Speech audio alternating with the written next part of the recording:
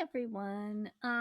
So I talked to my friend Karina, the Empress woman, who I just love, and she got me all fired up and gave me some great ideas.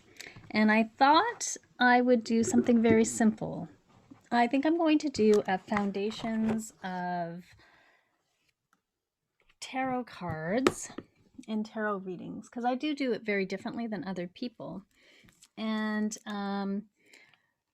one of the very first questions that I get asked is, how do I choose a deck and what do I do when I get the deck? So I'm going to go over this a little bit with you here. And if you like it, give me some feedback, whether you would like to do a course, a pre-recorded course, or if you would prefer a course where you can ask me questions, because that would be really helpful to me. So I'm going to go over what to do when you get a new deck. So this is a new deck that I just got.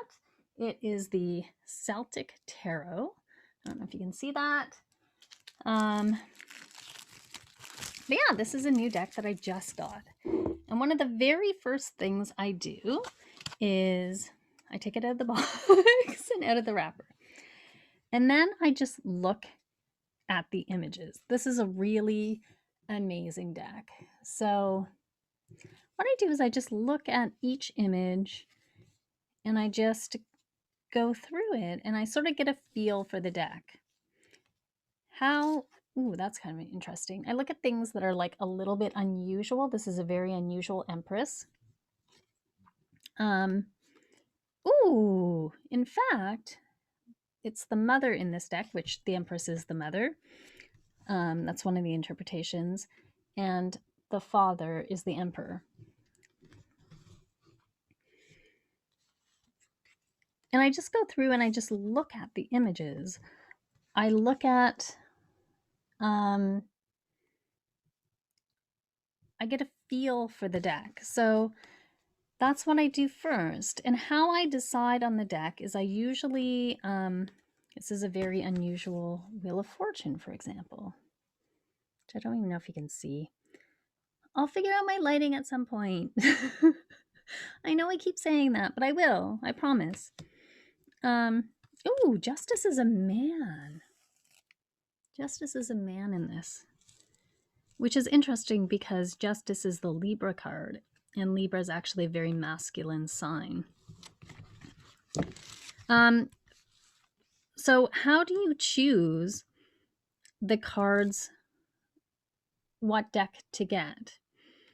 For a beginner, I always suggest just go simple. Go simple, go simple, go simple. Because I have decks that are really beautiful. They're very interesting. And I still don't use them because they've strayed too far from the traditional path. I don't use a lot of oracle cards either because I find that I just want the very basics, very interesting interpretation of the sun.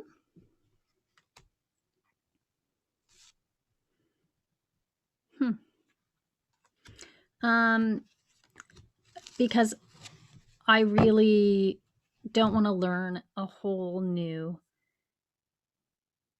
Oh, that's crazy. Like, look at the King of Wand with the phallic symbol behind it. And like, same with the Queen of Wand. Interesting.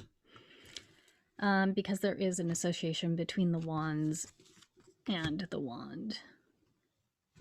Ooh, I like that page though. Really pretty.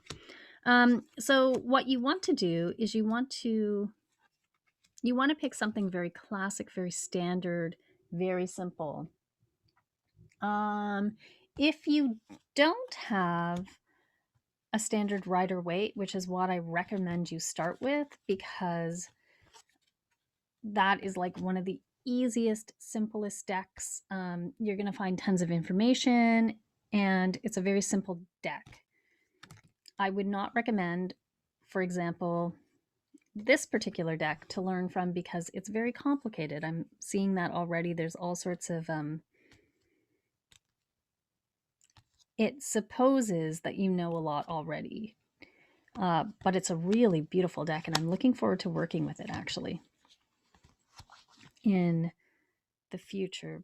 But yeah, you just get a feel for it because each deck has its own vibration, its own message that it wants to bring through. This is a very sexual deck. This is a very people-oriented deck, so it's really good for relationships, family relationships. I can tell that already. This is not probably one which I would do readings for businesses with, just instinctually.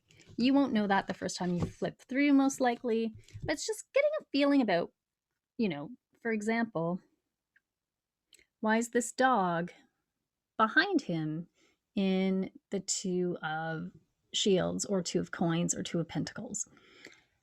This is why I suggest not starting with a deck like this, because you would already have to know that that shield is actually what they would have considered a talent. So it's a skill, it's a opportunity, it's a coin, it's an earthly energy. It's what you do in the material plane, but you wouldn't know that.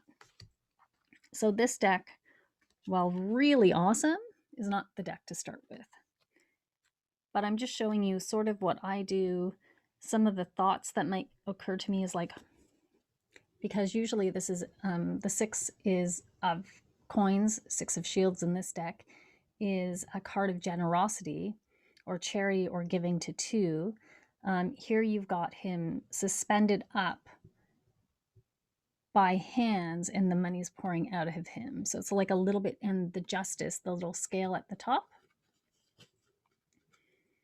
is above him. He's not holding it. Normally it's a merchant that's holding it and weighing it out. So you just kind of look and get sort of like a sense. You touch each card, you look at each card. I'm doing this very fast so that we can get back to talking about something, but that's what you do. You just kind of get an impression of each card and what it does and what it says to you. The other important thing, oh, this kind of looks like one of the Lord of the Ring guys. I'm not sure if it's Merry or Pippin. But that's what you do. You just get like a feel for it and what it says to you, because this is going to be your deck and you're going to make the connection with it. So I've recommended them before, but if you don't like, because I personally don't like the colors, I'm a girl. I don't like the colors of the standard traditional Rider-Waite, but I do like this deck, which is the classic tarot, which is the classic Rider-Waite, but it's just updated a little bit. The colors are less jarring. They're a little bit more muted, or not even muted, really. They're just more aesthetically pleasing for me. I know some people like the bright yellow and the bright blue, but this just looks more realistic to me. I don't particularly like realistic decks, but this is a really great deck. It's a really great starter deck. It comes with an amazing companion book, and that's sort of what you're looking for when you want to do a introduction, when you're just starting to get it, because you are going to read this just like I will read this. I'm going to go through it. I'm going to read it. I want to know why the dog was in the 2 of wands. What were they thinking when they created it? I don't have to memorize it, and I'm not going to memorize it. Neither should you. But just know I've got a hair. But it's always good to go back. And this is like a really nice book because it's in color. I feel like the classic companion is in color. Yeah, it's in color. This is also in color. But sometimes it's just a little tiny book that comes with it. But it's good to read it. It's good to look at it and get a sense of what were they thinking when they created the deck. Other decks that you might want to consider if you're just starting out but don't really feel the Rider-Waite decks, the Anna Kay. I am a huge fan of the Anna Kay. It has a much darker energy to me, but I really like it. There's a couple of places where it strays from the traditional meaning, like I think the 3 and the 8 of Pentacles, or I'm not sure if it calls it yeah, it calls it Pinnacles in this deck. Stray. But it's beautiful images. And I don't know if you can see that. They're beautiful images. They're very clear. It's a very playful, and the expressions on the cards are really great. Yeah, so like this is the Three of Pentacles, which if you know the Rider-Waite, this is actually more like the 8. So they've switched a couple of things around, but don't worry about it. This is a really great deck to start with. I highly recommend it. The other two, which I recommend starting with if you don't want a classical Rider-Waite, would be, and gets in here. This was my beginner's deck. This is when I first started, which is why, and I use it for career, specifically career all the time now, and it's really good for career. Is the Old Way Tarot, and you can still, apparently like they started selling these again, but it's very simple. It's very traditional. It's actually a very rich deck because it does put a lot of extra stuff in it. The problem, if you're just starting, is that, for example, this is the guide, not Tempest. Not Tempest, Temperance. But you kind of get, but it has really rich, significant meaning to it. Funny enough, I never did have, because this was given to me as a gift by someone, it never came with the book. But I really do like this deck quite a bit. I use it a lot. I use a lot. And over my time period, what I did was I started writing on the cards very early on, just so I was a bit more clear about what the cards said. Another great introduction is my very first tarot deck, and it's the Hanson Robertson. It's a lovely little deck. It's very traditional. You can't go wrong with it. It's small for small hands, but there's not a lot of border around it. I do have some decks where like the picture will be this big and there's like a huge border, and that's a bit annoying. But those are, I'll put them down in the description, but those are decks that I would highly recommend. I think they're really great. Two of them are the ones that I started with, and the Rider-Waite itself. The reason why you want to go with a traditional card deck is because you're going to want to look things up. You just are. And you should, because understanding the tarot, you have to understand it in two ways. It's sort of like language. What I'm doing while I'm talking is I'm just making noises with my mouth. But what I'm doing is using our assigned collective agreement about those noises. So while I'm just making noise with my mouth, you understand because we have an agreement. And that's sort of how it works into tarot decks, right? There is a reason why we agree that this is the Fool and a new beginning and taking a risk, because he's stepping off a cliff. So it's important to know the main reasons, and it's helpful. It's really helpful to just study the little book that comes with your stuff, right? Because, oh my gosh, sorry. I took today off and I'm like a mess. But it's really helpful to just think about and do the research and look into card combinations and what does the Nine of Pentacles mean in a health reading. You're going to do that. It's the natural thing. It's what people do. It's what I do. It's what I did for a really long time.